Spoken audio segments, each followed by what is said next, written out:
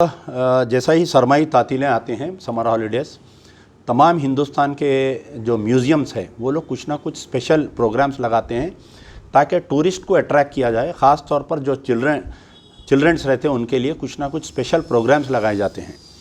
तो उसको फॉलो करते हुए सालार जंग म्यूज़ियम में भी हर साल कोई ना कोई प्रोग्राम किया जाता है समर हॉलीडेज़ के तहत। इस साल भी एक प्रोग्राम किया जा रहा है और उस प्रोग्राम में जो है एक स्पेशल प्रोग्राम रखा गया है जिसका नाम है आज़ादी का अमृत महोत्सव। तो सालार जंग म्यूज़ियम की जो है एक बहुत बड़ी तारीख़ है कि पूरी दुनिया में, सिर्फ नॉट इन साउथ इंडिया या हिंदुस्तान बल्कि पूरी दुनिया में ऐसे एंटिक्स जो मुग़लिया दौर के, जो निज़ाम के एरा के जो चीज़ें सालार जंग म्यूज़ियम में और हिंदुस्तान की आज़ादी के कई ऐसे चीज़ें हैं जो प्रिजर्व करके रखा हुआ है। गए कोई भी दुनिया के कोई भी आपको म्यूज़ियम में ऐसे आइटम्स नहीं मिलेंगे। करोड़्स ऑफ रुपीज़ के आइटम्स हैं वहाँ पर।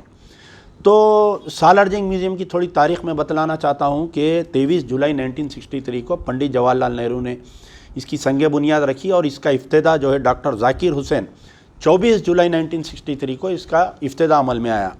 बड़े अफसोस की बात है कि नाम है आज़ादी का अमृत महोत्सव और वहाँ पर जो फ़ोटोज़ लगाए जा रहे हैं कि आरएसएस के फाउंडर और आरएसएस के आइडियोलॉग के.बी. हेडगेवार की फ़ोटो वहाँ पर है। हिंदू महासभा के बानी वी.डी. सावरकर की वहाँ पर 5-5 फीट की, 6-6 फीट की बड़ी तस्वीर लगा के इनको जो है फ्रीडम फाइटर्स में पेश किया जा रहा है।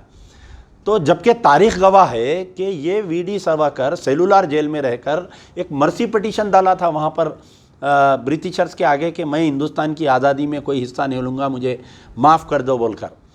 तो और एक बड़ी यानी एक गहरी सोची समझी साजिश के तहत ये भगवा किरण किया जा रहा है। Rewriting of the Indian history बोल सकते हैं आप। आरएसएस के कलम से जो है हिंदुस्तान की हिस्ट्री को लिखा जा रहा है।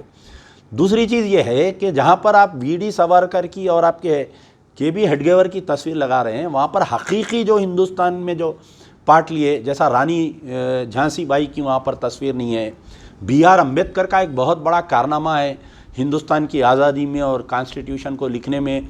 आपके भगत सिंह जो फांसी पे चढ़ गया था और भगत सिंह के साथ 2 लोगों को फांसी हुई थी, उनकी तस्वीर वहाँ पर सालार जंग म्यूज़ियम में नहीं है। मंगल पांडे की एक बड़ी तस्वीर, एक तारीख़ है हिंदुस्तान की आज़ादी के लिए, उसकी फ़ोटो नहीं है वहाँ पर। सुभाष चंद्र जी की वहाँ पर तस्वीर नहीं है, उनकी एक बड़ी तारीख़ है वहाँ पर। तो आप देख सकते हैं कि कहीं ना कहीं एनडीए रूल में, बीजेपी रूल में हिस्ट्री को चेंज करने की कोशिश की जा रही है। आरएसएस के भगोड़ों को, आरएसएस वालों को ये बताकर पेश किया जा रहा है जो कल तक अंग्रेज़ों के दलाल थे, जो अंग्रेज़ों के लिए काम करते थे, आज उनको जो है हिंदुस्तान की आज़ादी के लिए तो जो शरीक सफ़र ना रहा, मंजिल उसी को मिली जो शरीक सफ़र ना था। तो ये जुमला है और ये बहुत बड़ी क्रिमिनल कॉन्स्पिरेंसी है। सालार जंग म्यूज़ियम के क्यूरेटर के ख़िलाफ़ में जो है मुकदमा दर्ज करना चाहिए। टीआरएस जो रूलिंग गवर्नमेंट है, क्योंकि सेंट्रल गवर्नमेंट के तहत आते पूरे एग्जीबिशंस, ये पूरे म्यूज़ियम्स, ये जितना भी सर्वे किया जा रहा है एनडीए बीजेपी रूल के तहत किया जा रहा है।